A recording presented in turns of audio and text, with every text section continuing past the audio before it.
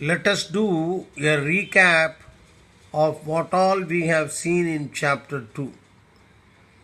As it was mentioned earlier, from this chapter only we hear Krishna talking. The first thing he talked about was Arjuna's observation that he did not long for victory, kingdom, and pleasures thereof. In this chapter, Krishna made critical remarks on this view of Arjuna.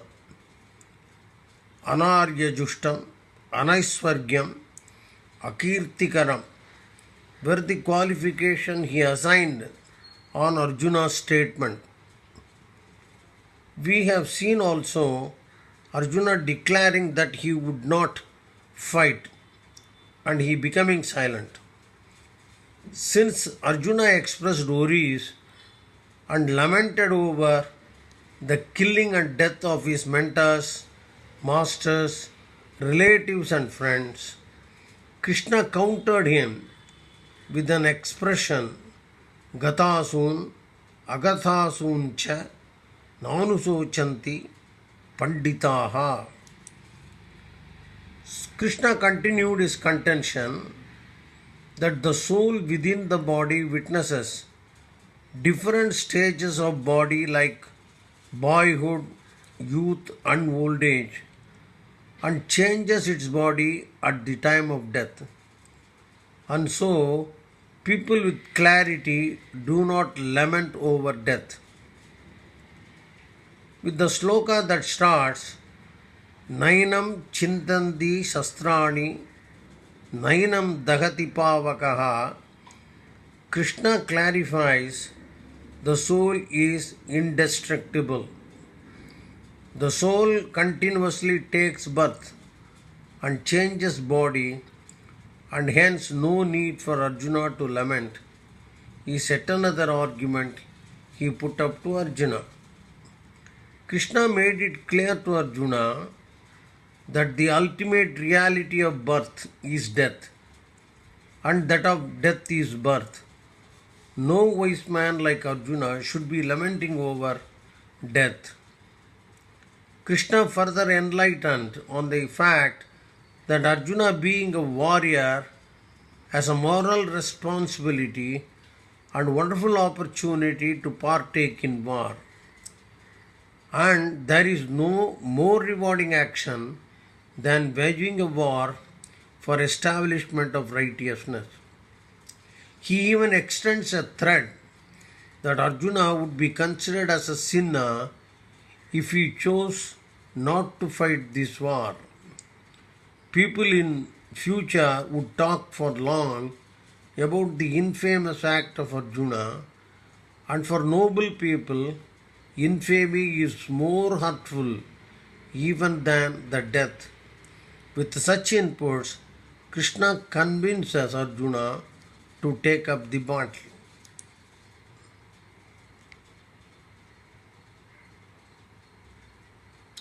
Krishna goes ahead telling Arjuna how to fight.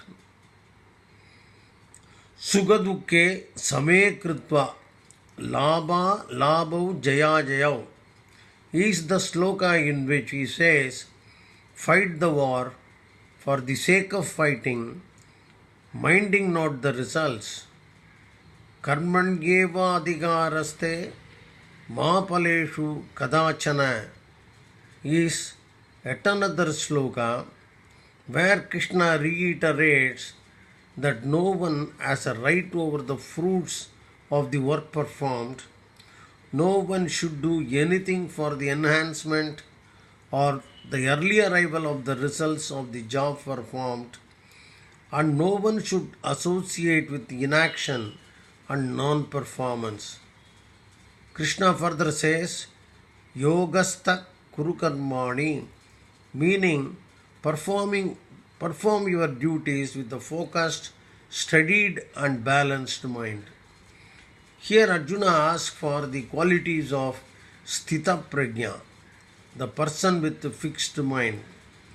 With the example of tortoise, Krishna explains this.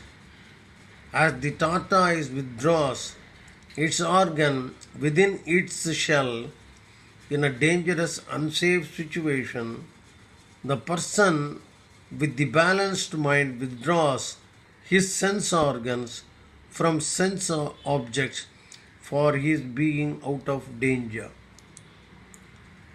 Krishna, in a pair of slokas, explains how desire for worldly objects destroys a personality.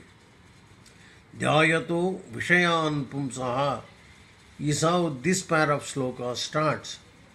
Krishna insists on non indulging with sensual pleasures for achieving a steady, balanced mental status. In this sloka that starts, Apuryamanam Achala Pratishtam, Krishna likens a saint with the notion which remains the same in all respects, despite waters reaching it from different sources.